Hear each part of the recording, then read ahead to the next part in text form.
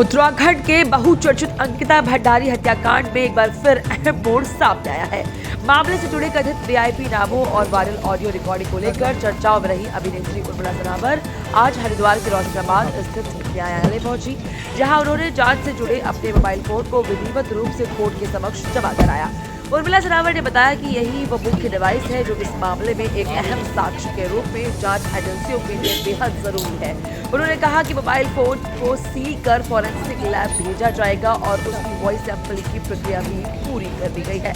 कि वो main device थी जो मेरे द्वारा जमा कराना बहुत ही अनिवार्य था और उसी की वजह से कहीं ना कहीं हम भागे। 29 तारीख को आपको भी पता है कि किस तरह से हम चंडीगढ़ शूटिंग से भागे, क्योंकि वो मेन डिवाइस बहुत जरूरी था इस केस के लिए, साक्ष्य था वो। तो उसमें आपने देखा कि लाइंस भी आ गई थी, गिर गया था, हम शूटिंग से भागे और वो मेरे लिए इतना जरूरी था कि आज वो मैं से फारिग होगी, सील लग के चला गया, वो फॉरेंसिक लैब जाएगा, वॉइस सैंपल हो चुका हमारा। और मैं तो यही कहती हूँ कि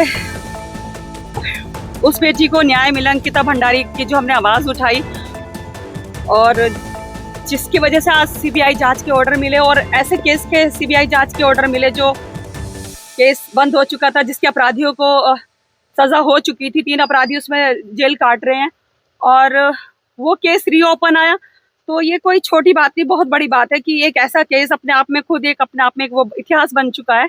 तो मैं ये कहती थी कि जो अंकिता भंडारी जो हत्याकांड हुआ है, जो 5 तत्वों में वो बेटी विलीन हो चुकी है, तो उसके साथ आधा अधूरा न्याय हुआ था।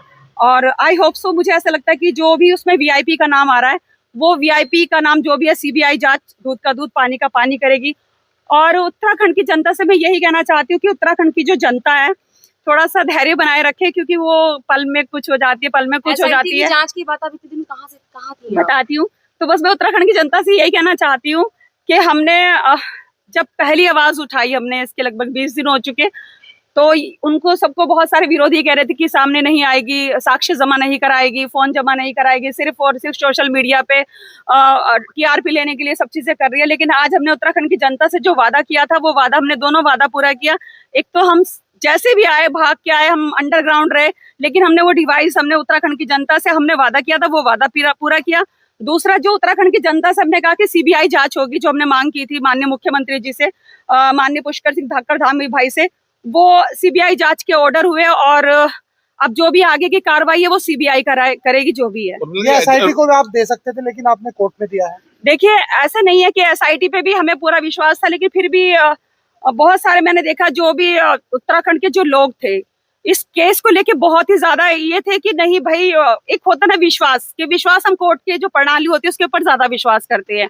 तो कोर्ट के सामने हमने समक्ष अपने वॉइस सैंपल दिया जज के सामने, और हमने ये जो पूरा सील पैक होके गया, वॉइस सैंपल भी और फोन भी। एसआईटी के सामने आपकी जांच भी हुई, उसके बाद इतना समय कैसे लगा कि इसको डिवाइस को कोर्ट में जमा करने के लिए?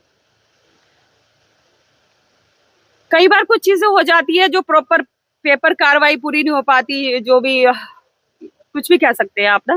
तो डेट नहीं मिल रही थी कोर्ट की, तो वो कोर्ट की डेट मिली, क्योंकि मेरी जो जब उस दिन एसआईटी जांच हुई तो हमने यही कहा था कि हम कोर्ट में जमा कराएंगे, तो वो कोर्ट की डेट नहीं मिल पा रही थी और कोर्ट की वो डेट आज मिली, तो फिर आज हम आए हैं।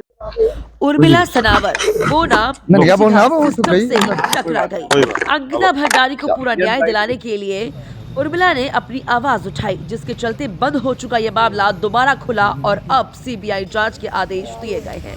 उर्मिला सनावर ने भरोसा जताया कि सीबीआई जांच में सच सामने आएगा और कथित वीआईपी नामों की भी निष्पक्ष जांच होगी।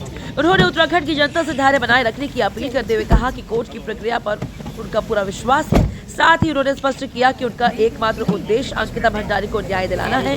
इसके लिए उन्होंने निजी जीवन से जुड़े कई त्याग भी किए हैं, लेकिन कुछ सवालों के जवाब अभी भी उर्मिला ने नहीं दिए। क्या किसी दबाव में है उर्मिला? अब आगे क्या करने वाली है उर्मिला? इन तमाम सवालों के जवाब बहुत जल्द आवाज भारत पर।